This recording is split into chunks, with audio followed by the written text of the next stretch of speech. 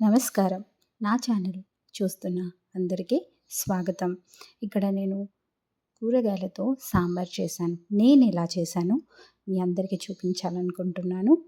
ముందుగా అయితే పప్పును నానబెట్టేసుకోవాలి. మీకు ఎంత కావాలో అంత. 3 అవర్స్ నానబెట్టిన తర్వాత ఉడికేటప్పుడు కొంచెం పసుపు, ఉప్పు వేసి ఉడికించుకోవాలి. తర్వాత బాండి పెట్టుకొని ఆయిల్ వేసుకొని పచ్చిమిరపకాయలు కొంచెం వేగాక ఆలుగడ్డ, తర్వాత క్యారెట్ ఇవన్నీ వేసి ఒకసారి కలుపుకోవాలి. ఇలా కలుపుకోవాలి. ముందుగా ఇవి ఎందుకు వేసానంటే ఇవి తొందరగా ఉడకవు కాబట్టి. నెక్స్ట్ తొందరగా ఉడికేవి బెండకాయ, టమాటో ఇవి కూడా వేసి ఒకసారి కలుపుకోవాలి.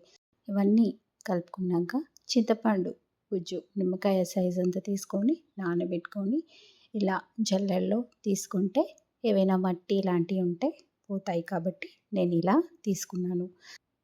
చింతపండు గుజ్జును తీసుకున్నాక సరిపోయేంత వరకు మనం వాటర్ని కానీ టేస్ట్ని అడ్జస్ట్ చేసుకుంటూ ఉంచుకోవాలి. తర్వాత టీ స్పూన్ కారం వేసుకొని ఇంకొంచెం సేపు మసలనివ్వాలి. సో ఇదే స్టేజ్లో మనం ఉప్పు కూడా వేసుకోవాలి. నెక్స్ట్ కొంచెం మసలిన తర్వాత మనం ఉడకబెట్టుకున్న పప్పును ఇందులోకి తీసుకోవాలి. అప్పుడు కారం, చింతపండు కూడా మసిలిపోయి ఉంటాయి కాబట్టి ఇంకా టేస్ట్గా ఉంటుంది. అండ్ కూరగాయలకి కూడా పులుపు, కారం ఇవన్నీ సరిగ్గా పడతాయి. ఇలా ఒకసారి కలిపేసుకొని మన కారం, ఉప్పు ఇవన్నీ టేస్ట్ చేసుకొని ఇప్పుడే వేసేసుకోవచ్చు. ఇలా ఒక 2-3 నిమిషాల పాటు మసిలిన తర్వాత మనం దీంట్లోకి ఇలా చూస్తున్న విధంగా మసలాలి. అప్పుడు మనం జీలకర్ర, మెంతులు, ధనియాలు, గరం మసాలా పౌడర్స్ వేసుకున్నాను. సో టేస్ట్ అనేది ఇంకా ఎన్హాన్స్ అవుతుంది. నేను దీంట్లో అల్లం కానీ వెల్లుల్లి కానీ వాడలేదు.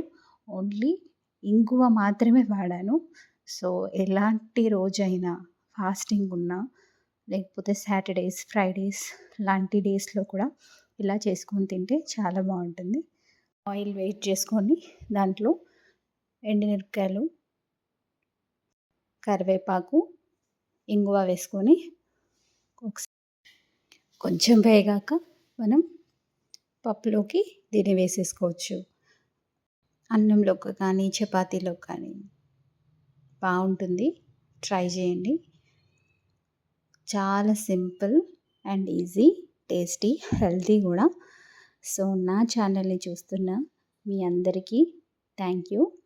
Like, share and subscribe.